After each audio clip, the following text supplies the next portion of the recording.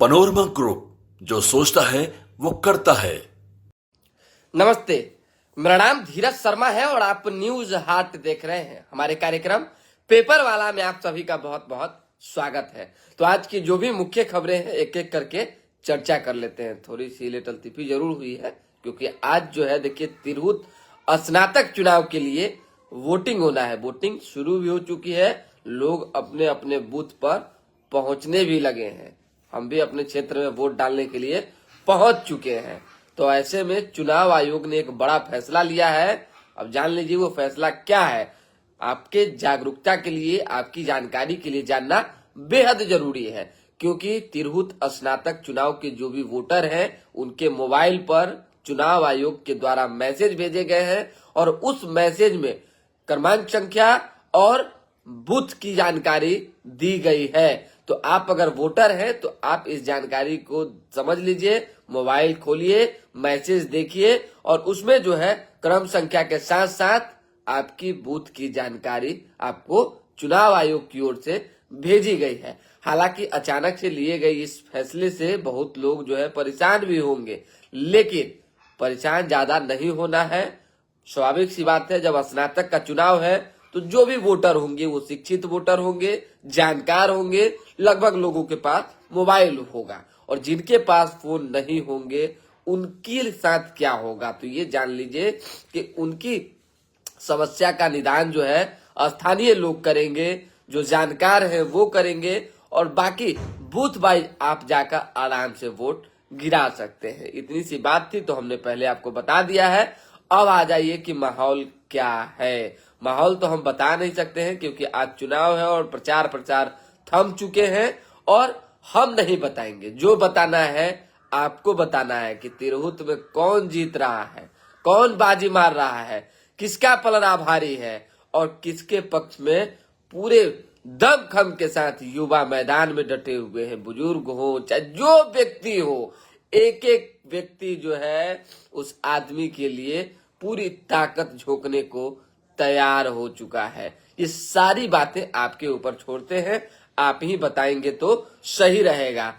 चुनाव से पहले हमने आपको सोशल मीडिया के माध्यम से अवगत भी कराया था और उसमें देखा था, हमने लिखा था कि वोट खरीदने की कोशिश हो रही है। वोट कौन खरीद रहे हैं, किसका वोट खरीदा जा रहा है। 4 फोन हमारे पास आए थे, उन चारों फोनों में फोन कॉल्स में वही बातें आ रही थी कि भाई 2000 रुपए वोट तो कोई 3000 रुपए वोट तो कोई 5000 रुपए वोट जो है प्रलोभन देने की कोशिश कर रहा है। 2 उसमें भूमिहार थे। हमने कहा क्या 2-4 हजार रुपया में भूमिहार बिक जाएंगे? क्या अपने जमीर को वो 2-3 हजार रुपए में गिरवी लगा देंगे? बहुत तरह की बातें जो है हमारी उनसे फोन कॉल पे हुई।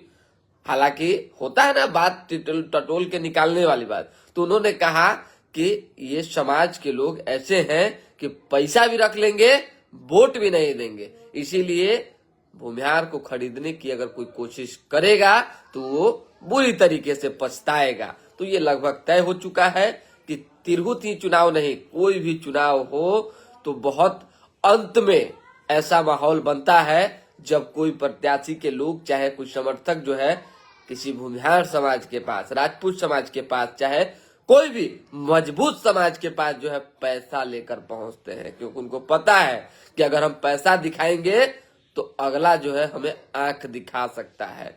तो ये जो है कहीं ना कहीं हुई है। अब देखना ये होगा कौन बेहतर हो रहा है, कौन निकाल रहा है। Rana Sanjay Kumar Singh ji, one and only Rakesh Roshan की चर्चा राणा संजय कुमार सिंह जी कर रहे हैं। हम भाई कुछ नहीं नाम लेंगे, ना कुछ बोलेंगे। जितना बोलना था, जितना कहना था हमने कह दिया है।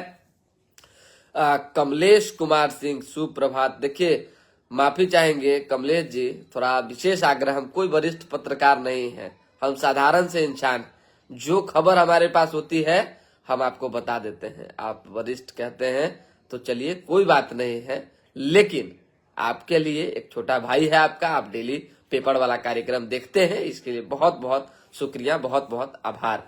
उदय झा हैं, वो जनसुराज की चर्चा कर रहे हैं। अब जनसुराज की कीजिए चाहे किसी परिवार की कीजिए, हमको उससे कोई लेना देना नहीं है। जिसको जीतना है वो जीतबे करेगा, जिसके पक्ष में वोटिंग हो रही है और होनी शुरू हो गई है वो होगा ही। ऐसे में एक खबर और जान लीजिए, जब जनसुराज की चर्चा हो रही है तो आपको याद होगा कल शायद कल ही या परसों कुछ पैसे जो है पकड़े गए थे, जिसके साथ साथ उनके पंपलेट पकड़े गए हैं। भारत सरकार लिखी गाड़ी पकड़ी गई है। पुलिस जांच पड़ताल कर रही है कि सच्चाई क्या है। तो जो खेला हुआ है उस खेले पर विराम लगाने की कोशिश जो है हो रही है।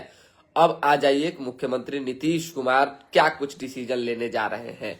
नीतीश कुमार ने भी कहीं ना कहीं 2025 चुनाव के लिए वो जाल बिछाने शुरू कर दिए हैं, जिससे उन्हें लगता है कि फायदा है। ऐसे में जो नीतीश कुमार कहते थे कि प्रचार प्रसार पे भरोसा नहीं है, काम पर भरोसा है, अब उनके लोग जो है उनकी पूरी चर्चा करने के लिए, उनके काम की चर्चा करने के लिए जबरदस्त तरीके से विज्ञापन छपवा रहे हैं, जबरदस्त तरीके से होर्डिंग लगवा रहे हैं और पूरी कोशिश चुनाव प्रचार के लिए जो है प्रचार प्रसार पर आकर टिक गई है। अब देखना ये होगा कि क्या कुछ माहौल बनता है। पप्पू यादव को लेकर हमने कल ही बता दिया था, पप्पू यादव ने बड़ा चैलेंज सरकार को ठोका है और जांच शुरू हो चुकी है। अब क्या बात है भाई, जेड प्लस सुरक्षा लेने के लिए कोई 2 लाख रुपया देगा, 2000 रुपया बयान आई, पक्ष तो नहीं रहा है, लेकिन जांच होगी तो चीजें सामने आ जाएगी। धीरे धीरे करके जो लोग मैसेज दे रहे हैं सभी लोगों को सुप्रभात।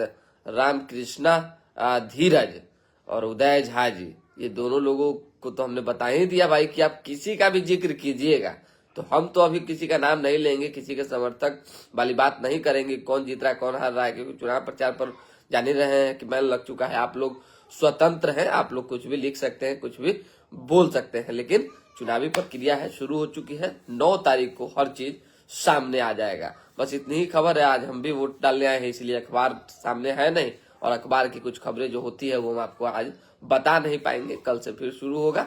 फिलहाल अभी के लिए दे हमें इजाजत, हमारे साथ बने रहे, देखते रहे न्यूज हाट। थोड़ा लाइक सब्सक्राइब शेयर पे ध्यान दीजिए और हर दिन सुबह 8:30 बजे पेपर वाला कार्यक्रम को देखते रहिए। बस इतना ही आग्रह है।